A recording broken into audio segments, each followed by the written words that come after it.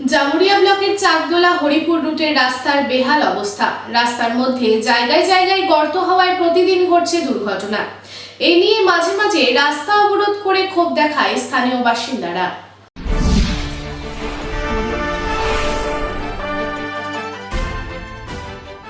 জামুরিয়া থেকে চাকদোলা পর্যন্ত সংযোগকারী প্রধান রাস্তাটি বর্তমানে অত্যন্ত জরাজীর্ণ হয়ে পড়েছে।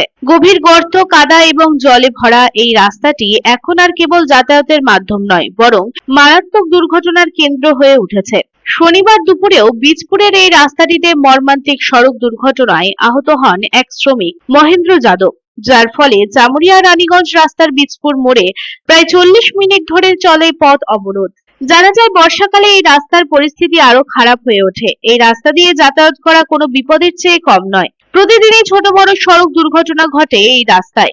বর্ষার দিনে গর্তে জল জমে থাকার কারণে গভীরতা অনুমান করা যায় না এবং চালকরা ভারসাম্য হারিয়ে ফেলেন এবং পড়ে যান অথবা গাড়ি উল্টে যায়। গত কয়েক মাসে এই রাস্তায় টোটো উল্টে যাওয়া, বাইক ও অটো উল্টে যাওয়া এবং রাস্তা পারাপার হওয়ার অনেক দুর্ঘটনা ঘটেছে।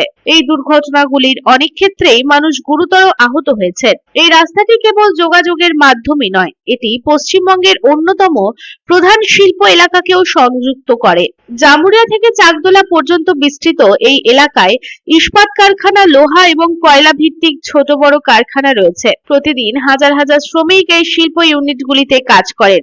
সকাল সন্ধ্যা কাজে যাওয়া এই শ্রমিকদের এই খারাপ রাস্তার কারণে প্রতিদিন সমস্যার মুখে পড়তে হয়।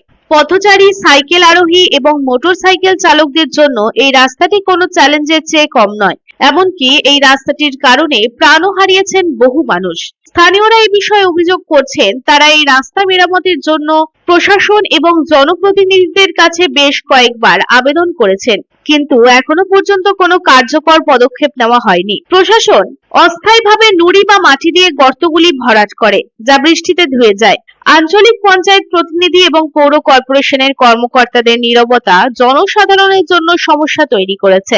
এই রাস্তাটি কেবল জামুরিয়াকে চাকদোলার সাথে সংযুক্ত করে না, ট্রাক চলাচলের জন্য এটি প্রধান রুট। তার সত্ত্বেও এই রাস্তা নির্মাণ বা সংস্কারের জন্য কোনো বিশেষ পদক্ষেপ শুরু করা হয়নি। স্কুল, কলেজ এবং হাসপাতাল থেকে আসা যাওয়াকারী শিক্ষার্থী, রোগী এবং শিক্ষকেরাও এই পথ দিয়ে যান। রাস্তা খারাপ অবস্থার কারণে অ্যাম্বুলেন্স পরিষেবাও ক্ষতিগ্রস্ত হয়, যার ফলে জরুরি চিকিৎসা পরিষেবা সময় মতো পৌঁছানো কঠিন হয়ে পড়ে। গাড়িগুলো বেলাগাম গাড়ি, যেরকম ঘরে একটা যদি ধরা থাকে খেপে যায়, সেরকম এই গাড়ির ড্রাইভারগুলো খেপে থাকে। ওই ডেলি যেভাবে হয়, কিছু মাস আগে হয়েছিল, 15 দিন আগে এখানে বীজপুরে একটা স্পট ডেট হয়েছিল। এখানে তো হ্যাঁ আমরাই তুলে নিয়ে গিয়েছিলাম হসপিটাল ছেলেটাকে, কিন্তু সেই আবার সেই পুলিশ এসছে, পুলিশ বলছে হয়েছে গাড়ির দায়িত্বটা রাখুন। অ্যাক্সিডেন্ট হয়েছে, ছেলেটাকে পুলিশ গাড়ি করে নিয়ে যাওয়া হয়েছে। এখন ছেলেটা কদম নাগার আছে, ধর্মেন্দ্র যাদব, মানে প্রবাবলি এটা নাম হয়েছে, মানে যা যা শুনলাম। কত হবে?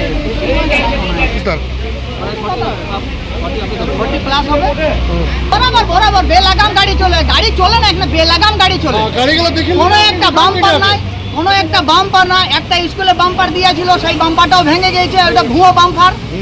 ঠিক আছে, প্লাস্টিকের বাম্পার, ভুয়ো বাম্পার দেওয়া হয়েছে। এই করে চলছে পুরো রাজ্যটা। আমাদের দাবি এইটা হলো, রোড জ্যাম হয়েছিল, আমরা এসে রোডটা খালি করালাম। গাড়ি বললাম পুলিশকে সাইডে রাখুন, গাড়ি রোড যাতে জ্যাম না হয়, দিয়ে পুলিশ আমাদেরকে ধমকি দিচ্ছে এখন কি আপনার নাম বলুন, আপনার নিজের দায়িত্বতে গাড়ি রাখুন। এটা কোনো মানে হয়?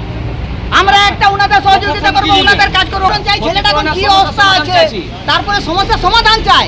এটা তো আজকে ওই ছেলেটা ক্ষতিপূরণ দিতে হবে না, কালকে যে ডেলি এই রোডে হচ্ছে, সেই দায়িত্বটা কে নেবে? Bureau report, public times. आपके घर को दीजिए सबसे मजबूत फाउंडेशन, दीजिए मजबूती का डोज। JBG हेक्सा TMT, मजबूती का डोज पक्का है।